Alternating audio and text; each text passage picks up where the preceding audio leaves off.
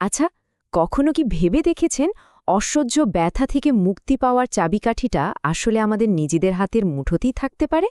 আজকে আমরা ঠিক তেমনই একটা প্রাচীন কিন্তু অবিশ্বাস্য রকম সহজ এক পদ্ধতির রহস্যটা জানব।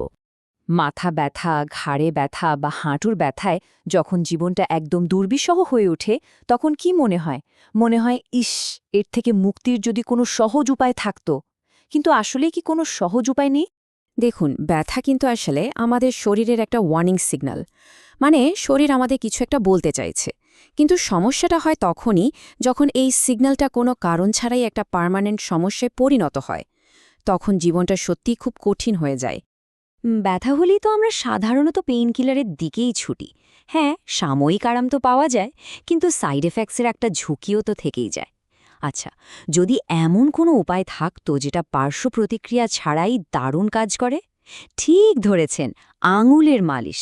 চলুন এই প্রাচীন পদ্ধতিটা নিয়ে একটু বিস্তারিত জানা যাক। এই যে আঙুলের মালিশের কথা বললাম, এই প্রাচীন সমাধানটারই নাম হল প্রেশার থেরাপি। সহজ ভাষায় বলতে গেলে আঙুলের ছোঁয়ায় নিরাময়। আজকের দিনে নানান রকম ব্যথার জন্য এটা কিন্তু হাজার হাজার বছর ধরে পরীক্ষিত এক দারুণ কৌশল। এই পদ্ধতির ইতিহাসটাও কিন্তু বেশ মজার। এর যাত্রা শুরু হয়েছিল হাজার হাজার বছর আগে, প্রাচীন চীনে। সেখান থেকে বিংশ শতাব্দীতে এটা পশ্চিমে পরিচিতি পেতে শুরু করে, আর এখন তো এর কার্যকারিতা সারা বিশ্বেই স্বীকৃত। ব্যাপারটা ভাবা যায় যে পদ্ধতি নিয়ে পশ্চিমা বিজ্ঞানীরা এক সময় রীতিমতো হাসাহাসি করতেন, পরে এর কার্যকারিতা দেখে তারাই একেবারে অবাক হয়ে যান। এই ঘটনাটাই তো এর বিশ্বাসযোগ্যতাকে আরও অনেকখানি বাড়িয়ে দেয়, তাই না?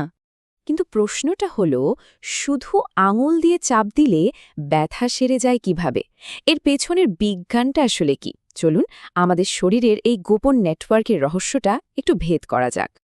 এর পেছনের মূল ধারণাটা বেশ ইন্টারেস্টিং। আমাদের শরীরে নাকি শক্তি প্রবাহীর কিছু অদৃশ্য পথ বা নেটওয়ার্ক আছে, যা শরীরের বিভিন্ন অঙ্গপ্রত্যঙ্গের সঙ্গে যুক্ত।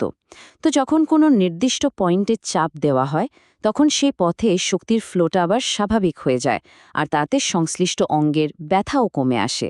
ব্যাপারটা অনেকটা শরীরের নিজস্ব একটা সুইচ বোর্ডের মতো।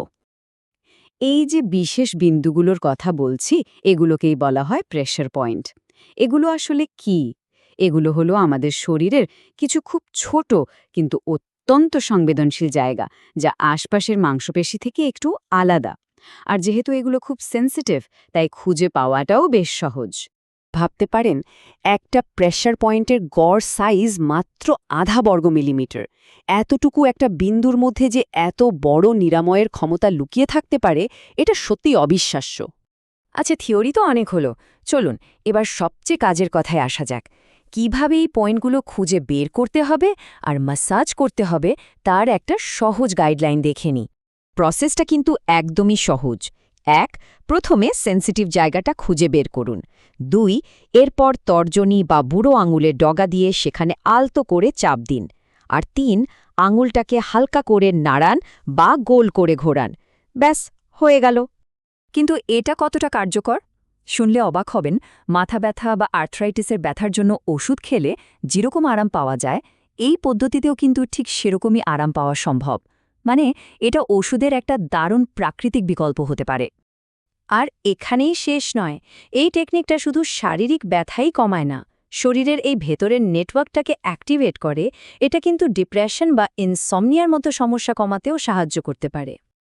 তো চলুন এবার এর ফলাফল আর কিছু জরুরি বিষয় নিয়ে কথা বলা যাক। এই পদ্ধতিটা ব্যবহারের আগে কি কি জিনিস মাথায় রাখা ভালো? একটা খুব জরুরি কথা। দেখুন, একই ওষুধ যেমন সবার শরীরে একভাবে কাজ করে না, ঠিক তেমনি এই ম্যাসাজের ফলাফলও কিন্তু এক একজনের জন্য এক এক রকম হতে পারে। এটা পুরোটাই নির্ভর করে যার যার শারীরিক আর মানসিক অবস্থার ওপর। সাধারণত ম্যাসাজ করতে হয় মাত্র কয়েক মিনিট, কিন্তু এর ফলে যে আরামটা পাওয়া যায় সেটা কিন্তু কয়েক মিনিট থেকে শুরু করে কয়েক ঘন্টা, এমনকি কয়েক দিন পর্যন্ত থাকতে পারে। দারুণ ব্যাপার, তাই না? আর সবচেয়ে ভালো খবরটা কি জানেন? বারবার ব্যবহার করলেও কিন্তু এই পয়েন্টগুলোর কার্যকারিতা একটুও কমে না। মানে, যখনই দরকার তখনই একই পয়েন্টে ম্যাসাজ করে আরাম পাওয়া সম্ভব। এটা পুরোপুরি নিরাপদ আর খুব টেকসই একটা উপায়। তাহলে পুরো ব্যাপারটা যদি একবারে বলি, এটা চীনের একটা প্রাচীন আর প্রমাণিত টেকনিক। এটা একদম নিরাপদ, কোনো সাইড এফেক্টস নেই। সবচেয়ে বড় কথা, এটা যে কেউ খুব সহজেই নিজের উপর ব্যবহার করতে পারে আর যতবার খুশি ততবার করতে পারে। শেষ করার আগে একটা প্রশ্ন মাথায় আসছে। তাহলে কি আমরা বলতেই পারি যে আমাদের শরীরকে সারিয়ে তোলার ক্ষমতাটা আসলে আমাদের নিজেদের হাতেই আছে? এই প্রাচীন জ্ঞান কিন্তু সেই সম্ভাবনার দিকেই ইশারা করছে।